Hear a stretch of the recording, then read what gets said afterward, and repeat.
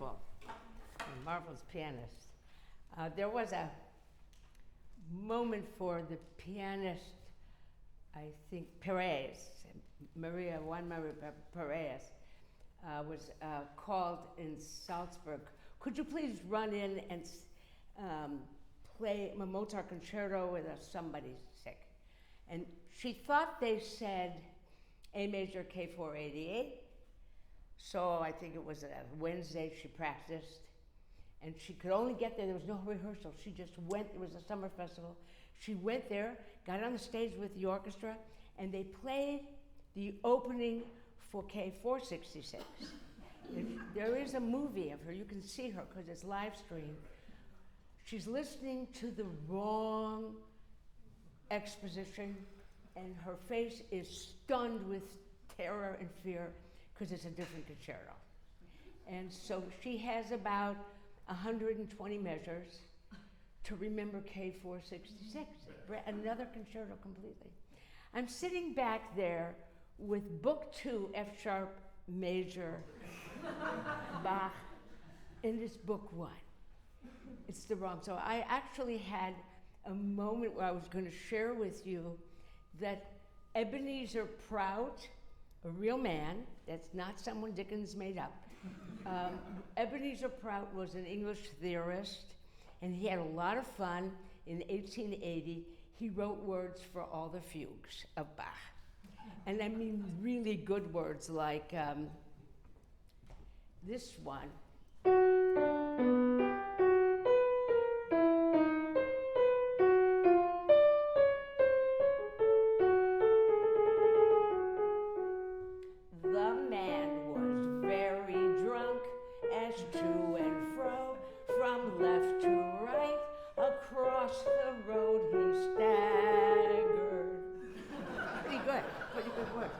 So I was a kid at Juilliard, and I found them, and I thought, this is my moment. So I had them all copied, and I passed them around to all the students at Juilliard. And I was called in by the president of the conservatory. I was full scholarship, so you gotta be careful with your full scholarship. And he said, what do you think you're doing? I said, this is so funny, I said. And he said, we don't do that here. So I had the words for her F sharp major, which I'm not going to share because it's the wrong book. Anyway, nice to see you. Should we do the Bach first? How old are you? I'm 15. Oh, going on 40. Wow. Okay, so you have one for me? Yes. This is really F sharp, correct book.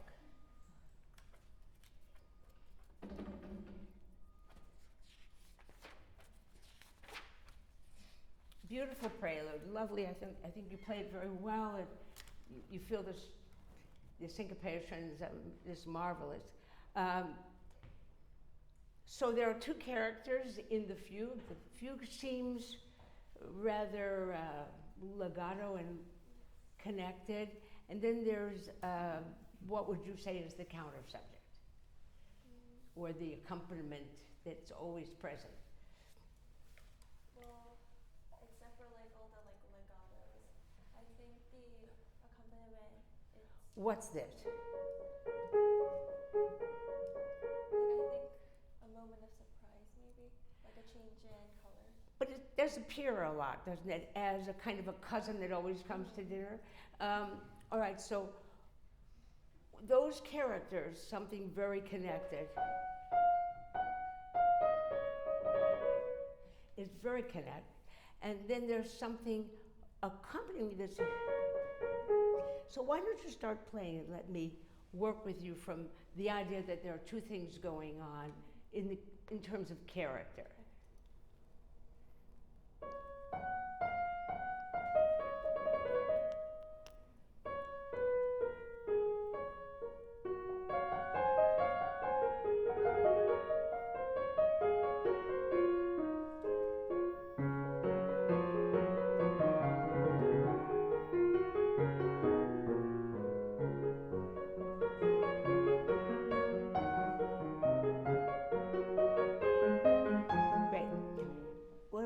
Pianist you are.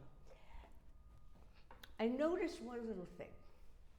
I noticed that you're very comfortable if you can feel the key under your finger. That is to say that you like to play knowing the key is there, right? And that makes a certain comfort for you, right? And if you were to call this what the ground floor or the first floor, you play from the surface of the key. And that's very nice for something very close. But it doesn't ring. Because you're right on the key, and you get a nice sound for you and the piano kind of in an apartment here, right here, a little room. But you don't get this.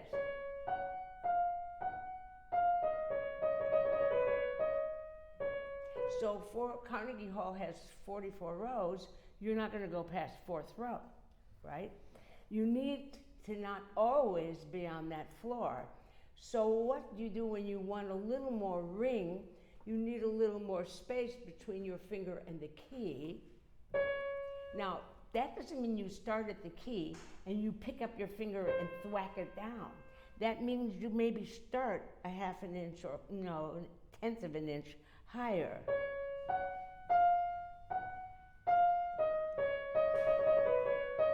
And you'll get more sound, right? Because the Debussy has you leaping from a place, you're already coming from the 10th floor, right? But when you're on a piece like this, which is right at the keyboard, it doesn't help to be here. So could you start perhaps on the first floor?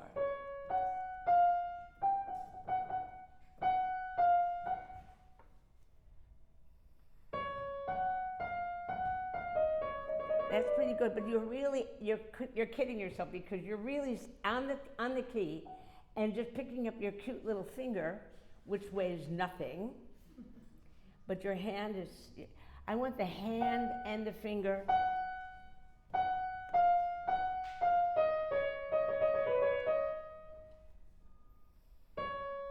Yes. Start higher.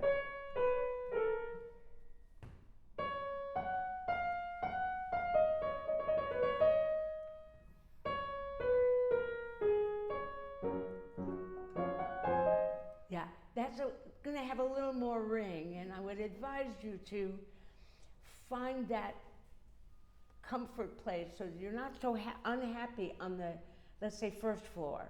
Of course, if you're going to do the Rachmaninoff second sonata today, you're going to need the third floor. So we just don't get enough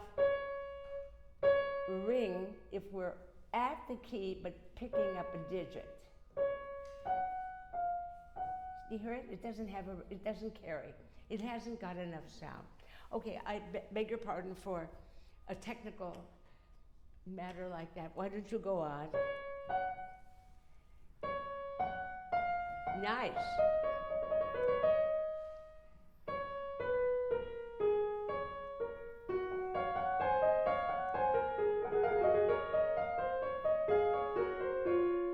Okay, unfortunately, it came in under the top, the second voice. And when you did this, right, you have a high voice above it, and we're going to hear the high voice a little more. So somehow you have to make a very quick adjustment. It's subtle. Do you drive a car yet? No. No. Well, if you ask your parent who's going to teach you, when you're driving a car, you are aware that there is a car coming from that street, and you hope they'll stop in time. And, oh yeah, someone just threw a ball out on the road. Someone over there is going to cross the street. I got to watch it. Ah, yeah, way over there, a yellow light. Wonder if I'll get there in time. Thousands of little things are happening, and that's how you drive a car. Your brain can do those thousands of things. As a pianist, Yeah, same thing. So when you got used to this gorgeous sound that you made in the entrance, and now you're going to have to back off, because guess what?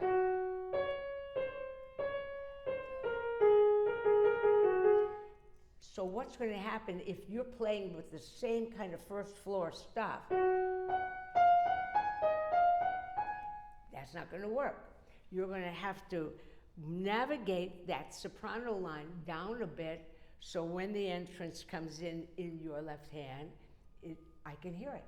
And I can't hear it if it's under the top.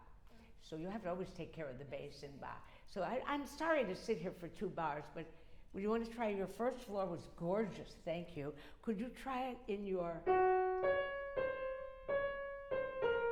not this. It's not going to work.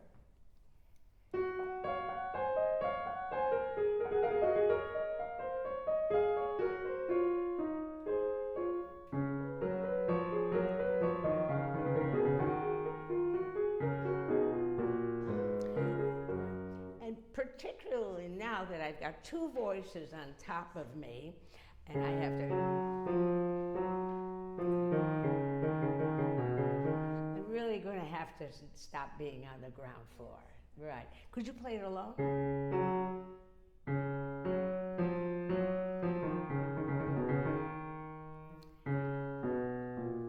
Now I noticed you've got a little bounce attached to it, and I don't expect you to adjust that quickly in front of all these people. But it's not going to actually get you where you want. I'd like you to be up a little higher. So the act of dropping onto the key is from a distance. Try it. Oh, in my office, it's against the law to put your 5th finger on a black note. Did you know that? You can be arrested for a felony. I'm not going to go on stage with this playing a skinny black note. This runt, never. 4.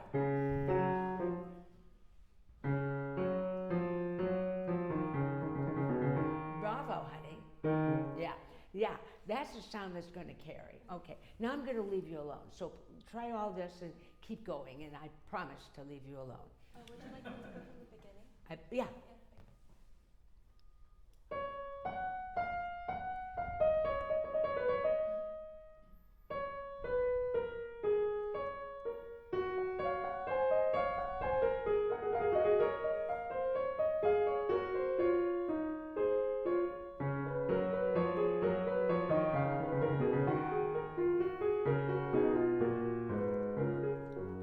And here we come.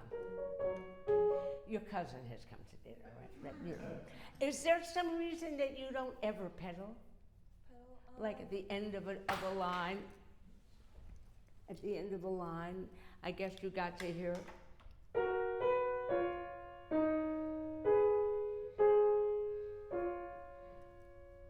think it was like a preference from my teacher that to not pedal in Bach. Okay, so this is a very important, miserably unsolvable subject that goes on. We're now 300 years past Bach, and we're playing a different instrument, and we have a pedal and he didn't, and so should we or shouldn't we, etc. And my question to you is, why are you playing the piano? If we can't play the piano, if we're going to honor that Bach didn't have a pedal, well, he also didn't have the 9-foot Hamburg Steinway. So there's a line, and I don't know where it is, but I'm of the opinion that if I'm playing this, I'm going to honor that I am playing 300-year-old music made for another instrument. I do. I'm not going to put the pedal down and keep it down. I'm not going to, abuse the fact that I've adopted this piece from another era. But on the other hand, I have a pedal, so I don't have to do that. And I have the ability to end a sentence.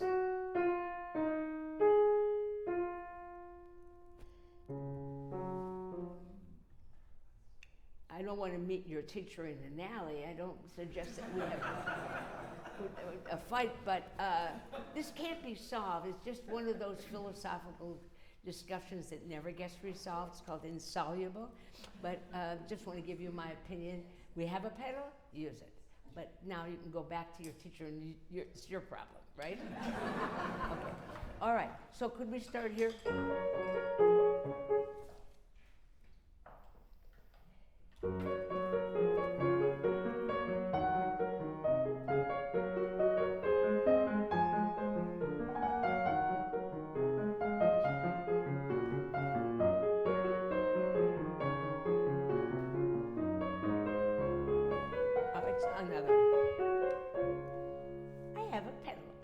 Put a period at the end of the sentence so elegantly, I don't have to overdo it, but I can do that.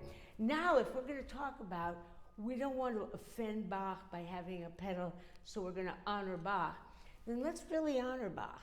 He's written something that is clearly in twos.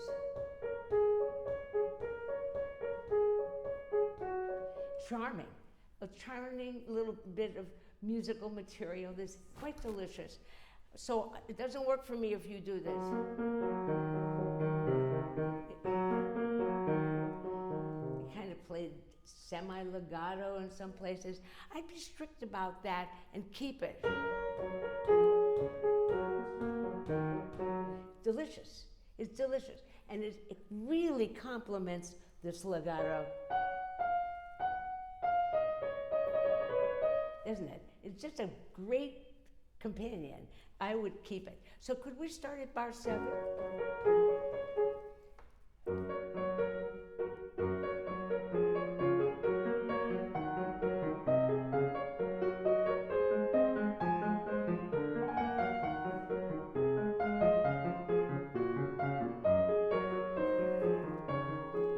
Yeah, no.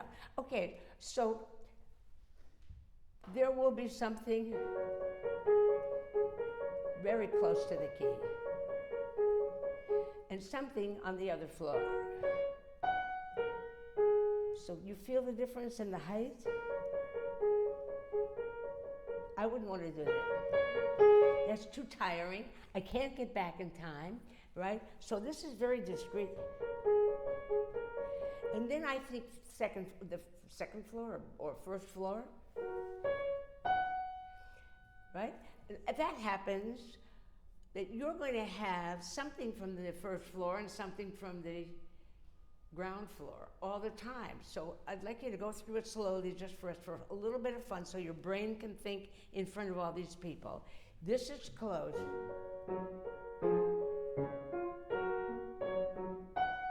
That is different. That is from another floor. So just see if you can do this, not by dynamics, and not by your brain, but by how your finger is feeling on the ground floor or the floor up.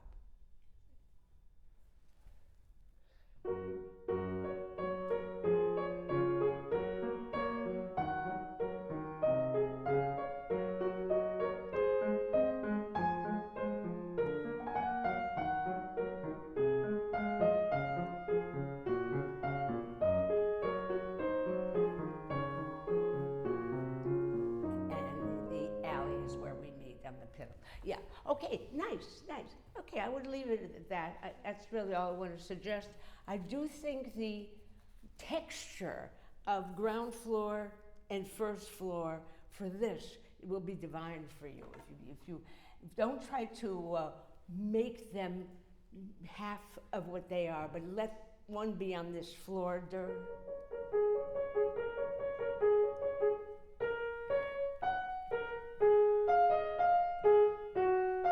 Let them, and I don't think it's dynamics.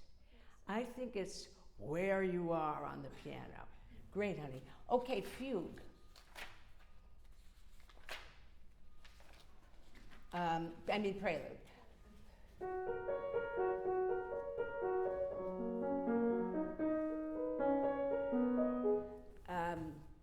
Just open it up for me. I liked it like 90%, and I want to go that other.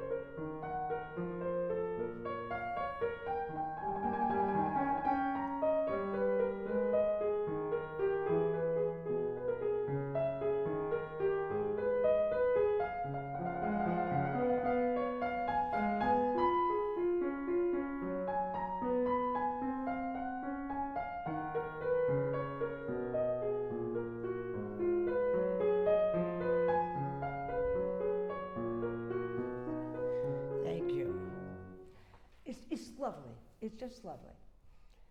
I notice little things. I notice that if the line goes up, you have a slight crescendo, and if the line goes down, you have a slight decrescendo. And in all due respect, that is a kind of conventional way to express yourself.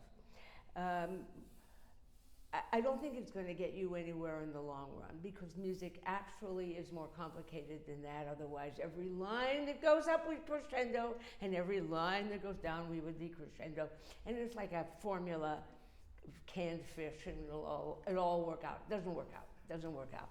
And one of the things you can do to peer better into the music to see how the intensity is going and where it lets up is not merely by the rise and fall of the line, but the harmonies. And if you feel like you're kind of in an upbeat and it's a long time till you finally feel like it's a real resting downbeat. So would you start at this place? That's where you felt, oh boy, that's the top of my mountain. And then it began to descend.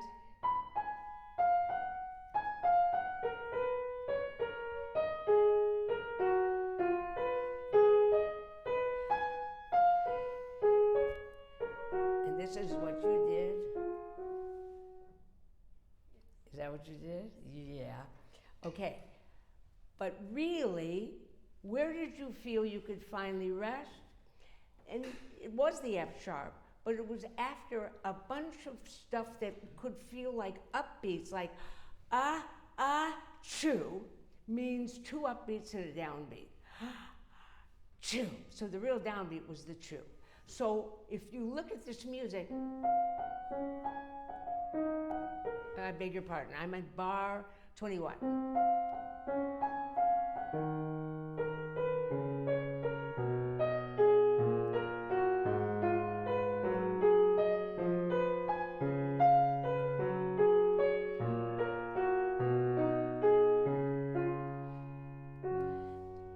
So like 100 ahs before you got your chew. And I would call all those notes, musically speaking, like 4 bars of upbeats. So I want you to hold your breath while you play from the trill. I don't think that's anything but high. I don't think that's nearly as intense as about 2 bars later when I've been holding my breath for 3 bars and I'm about to explode. So I'd like you to start. Now look at this. Are you holding your breath the whole time? Do it.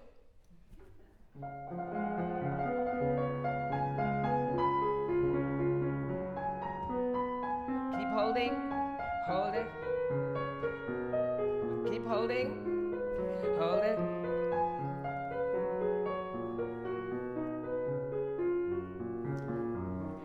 I'd like to know that when you feel like I can't go another minute, you know, you might do something special. It was better, and you can see where that B on the top fits into the whole scheme of the thing. It's only halfway up the mountain, which happens to be down there. So the top of the mountain is down there. Wow.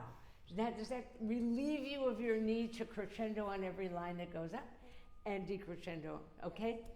I hope that does. You want to try it one more time? How was it? Did you hold your breath for 6 bars? Very good. Try from the trill.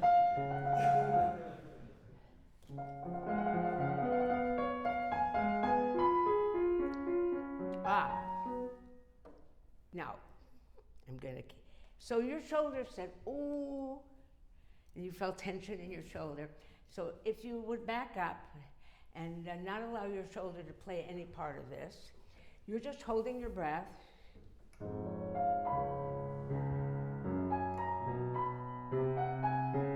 Just let it happen. Don't go up and down here. Just let it happen. It's really a long idea. Great, honey.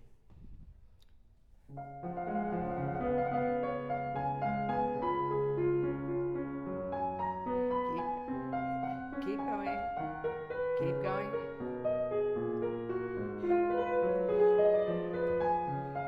Almost.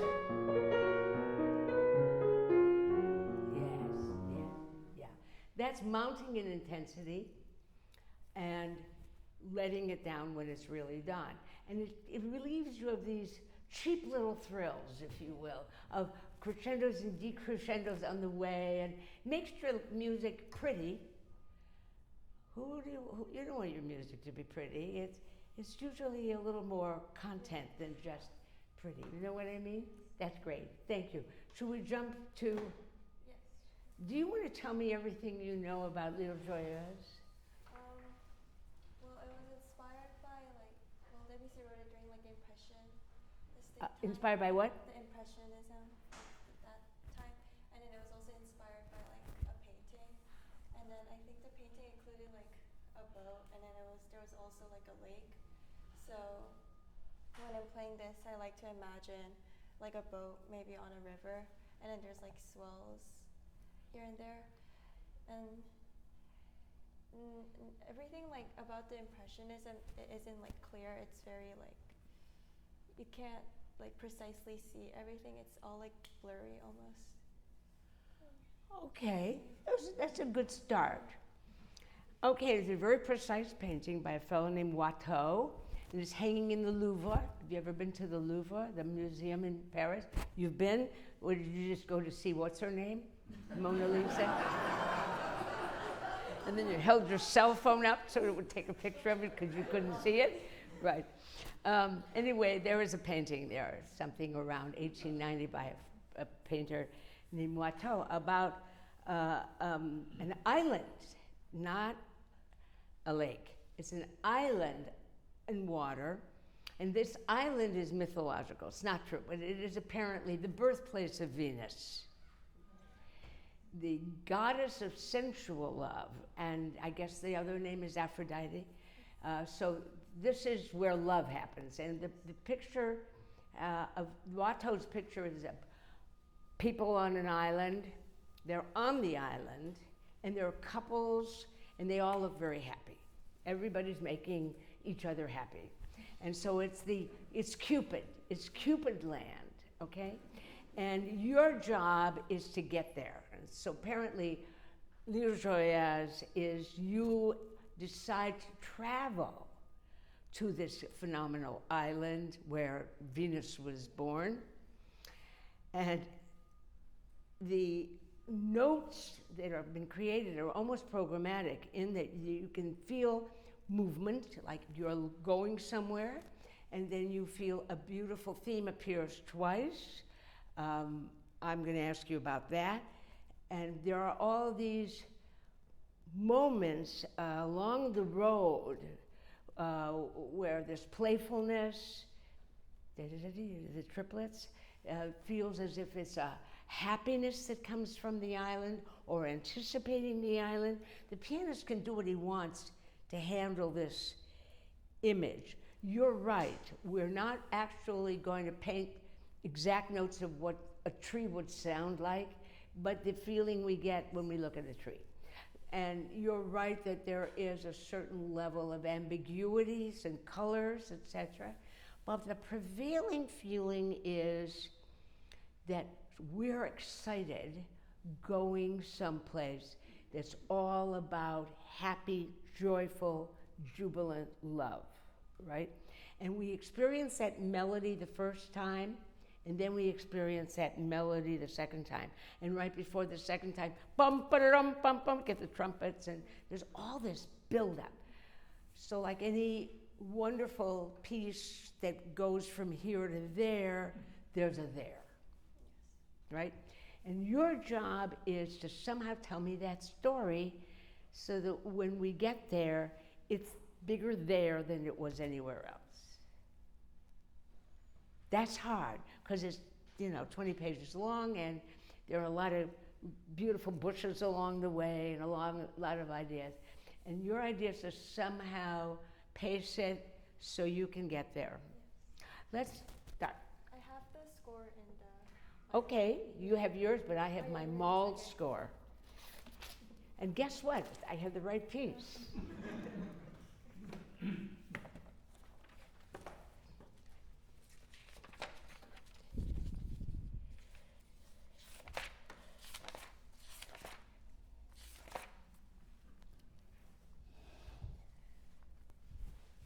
Just start it.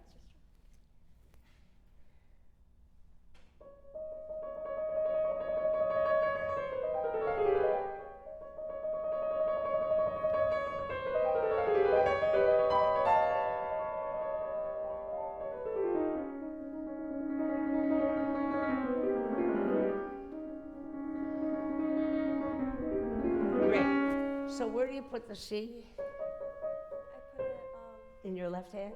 in my left. Yeah. I would take that trill much further so it has to go to the C.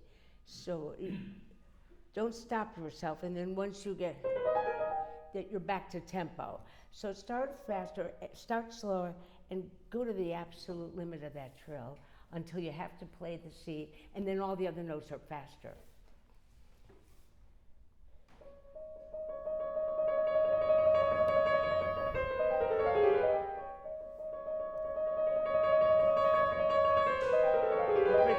So once you get to there, there's no backing up. You got to fit that C in without changing the tempo.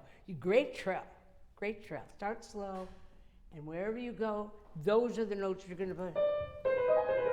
I'm here. Don't slow up.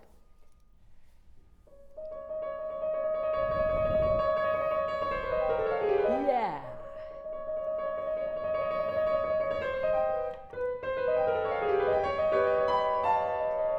Of course, that one, it has to be played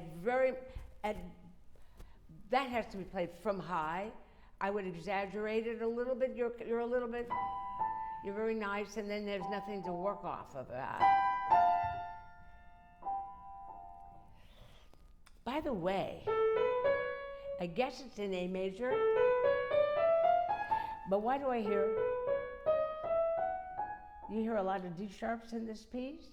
That makes this interested in the fourth note, and we're getting into modes like the Lydian mode, and then suddenly you will hear a lot of D sharps in this piece, which is whole tone music. That means they're all one whole tone away, and suddenly you'll hear A major. And I believe, I have a bad finger, I think you'll feel like A major has beat out A modian. Can we call it A modian? Is that? Okay, that was so much better. But I would love ba-da, ba-da. Great, start again, honey. Slow trill.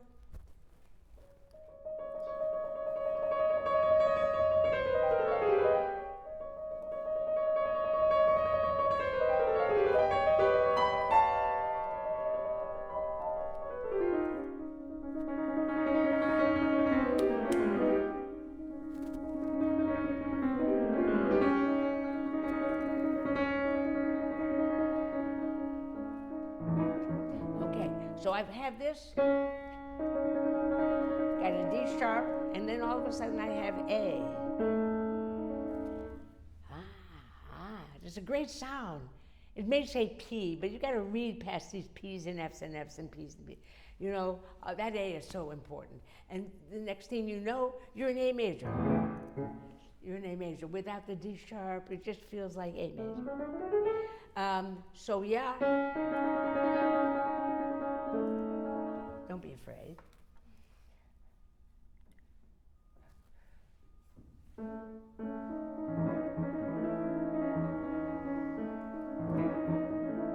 Okay.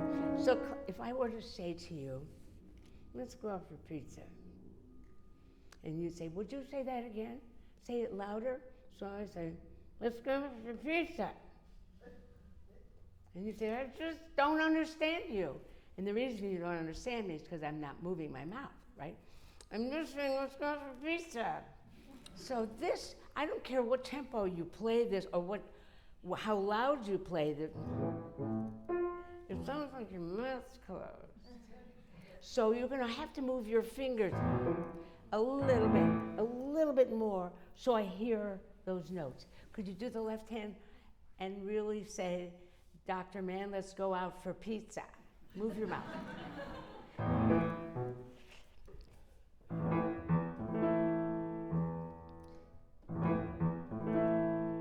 How do you do it? You go into 2? I do 1. Oh, 3, you 2, do 5-3. 5, 3, 2, 1, yeah.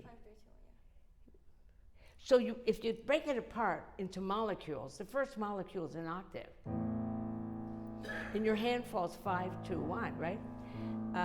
And then if you just did this about 3 times in your life, pretty soon that would be normal. Whereas, so there we have a few rules in life, and one of them is don't stretch. And stretch means don't stretch the space between 2 fingers. You got a good hand there, darling, but no one wants to go a fourth, a fifth between 5, and no one wants to do that. So, see, my hand is so much smaller than yours, and I'm getting a better pizza. Yeah. And of course you can pedal. You can pedal those.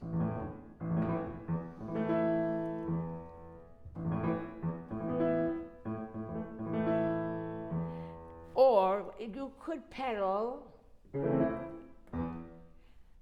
You could. There are people who do this, where they pedal the low E, stay on it. I don't know if you've ever tried that. Ever tried that? So you get this kind of zip. And it's equivalent to swishing your hips. In a habanera. You have never done that, right? Okay, so you're doing a nice thing, but I'm satisfied if you open your mouth for pizza. We don't have to swish our hips. Try just opening your notes.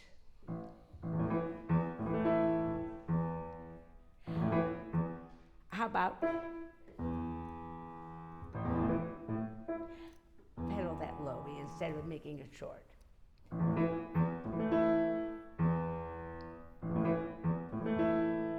And one time just try this and put the pedal on this E.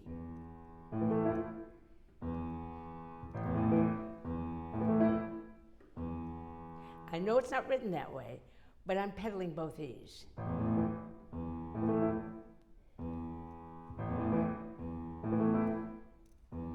And it just feels.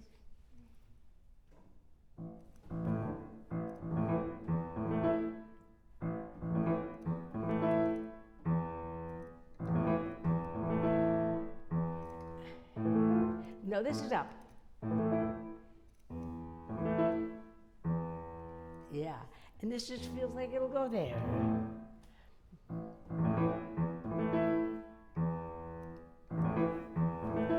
Right. Here comes a marvelous part of the piece, and that's the playful part, as if everyone on the island is happy. So we have a little motive, a piece of musical material that sounds happy. Could you play that?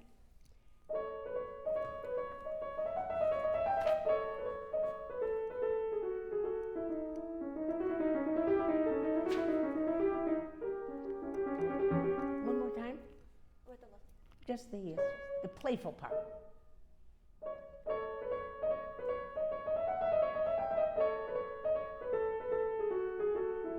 Yes, and you want a bit of freedom. You don't want these, you know what they say about Marta Argeric's technique, how wonderful it is? Because it looks like her third finger is a praying mantis.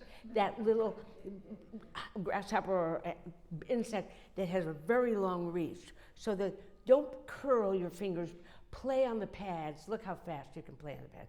Do this. See how fast you can play? Yeah, and as soon as you do this, yeah? So this is praying mantis. This is Marta Argeric's technique. If you look at her hands, they always look like this. They never look like this. And you go very fast this way, right? So I think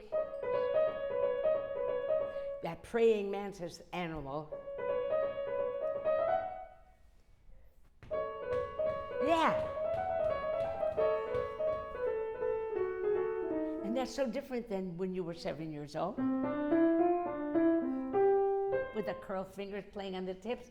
You know, we have to get rid of that kid. And we've had that one, I had her, you had her, every pianist had her, this little thing, and then we have to get rid of it and play on the pads, yeah?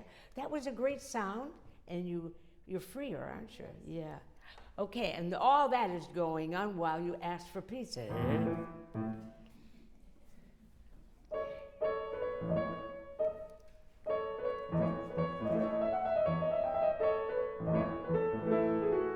Okay, so I think the reason you sound like this is that you're going from 5 to 3.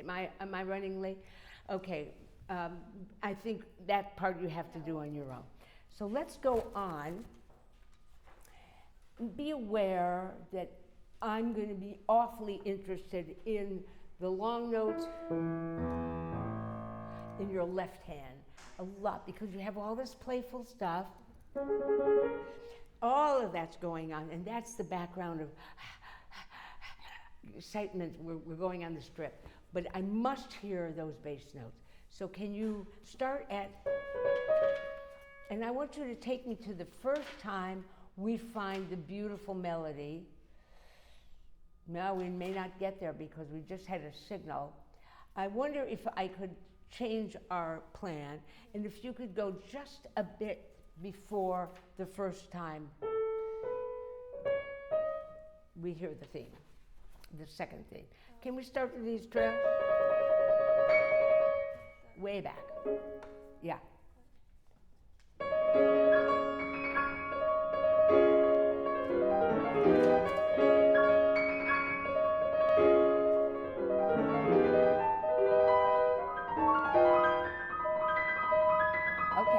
So every time you see a crescendo and a decrescendo and Debussy, don't slow up. I see that is in front of you. Your eye sees it. So there's a little moment when you do, and get rid of that. It's much more important than the dynamic. Let the movement happen. If I leave you with anything today, it's that I liked very much what you did, but there's a lot of starting and stopping that would take us a very long time together. And I'm going to start here, and I'm not going to let you stop just because you're about to do a dynamic. I want you to keep going all the way to the melody now. Could you start on that trail? The last one. The last one. Oh, one bar before the eighth notes.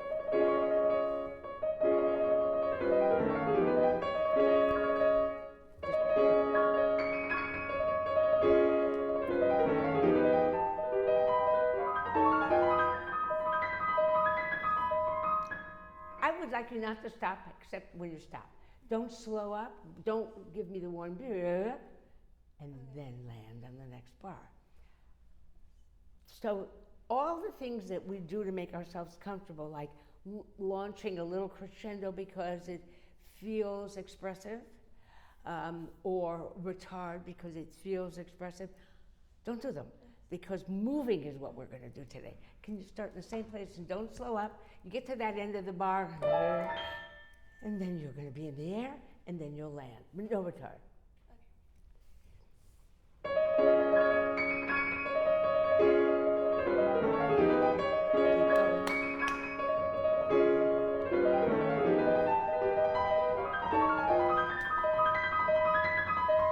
No, you slowed up. Don't slow up.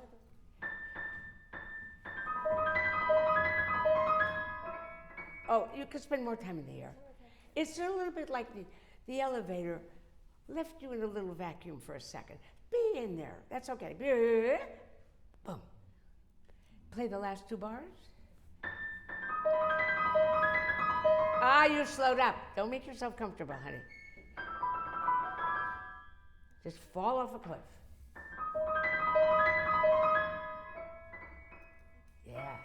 Yeah. That's the kind of that we would like, instead of an easy retard and then this is going to happen. I don't want to be that comfortable.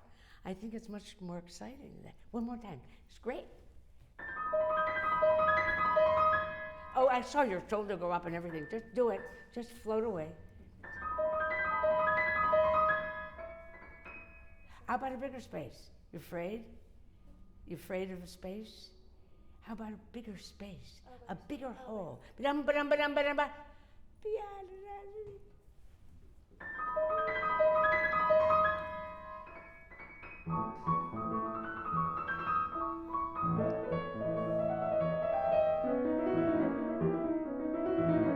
Okay, so there's 3 bars before the melody. You came back to land on something. Land a little slower and don't change anything. Don't come and go. Don't have crescendos and decrescendos. Forget it. Just do 3 bars for me. And watch it just evaporate all on its own until it becomes the theme. Don't play with it. Let it alone. So drop here.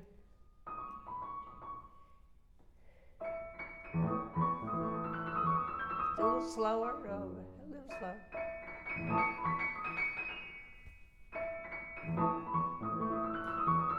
Keep it, keep it. Keep it, go. So there's a kind of a retard that isn't cheap. It isn't just at the end of something. It took 3 bars to evaporate. That's what I want. I dare you. Do it. So the last one. I just want one molecule after another to just, until it's, wow, that's hard. Just start a little slower and don't do anything but follow it. Don't make it, follow it, and you'll come right into the theme.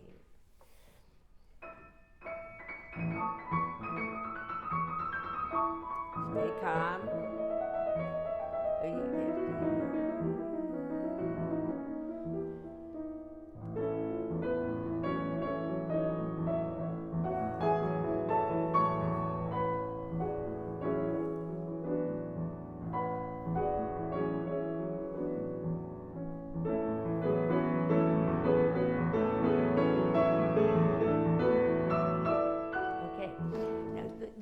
The clarinet you just found, that one,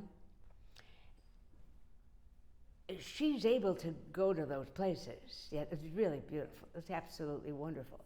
And it isn't the result of neat little packages of, I'll do this bar this way and this little bit, but looking at, the 3 bars had to evaporate and then I found myself in there. That's a Clara I'd like to hear play the piano. That is really wonderful. Thank you very much.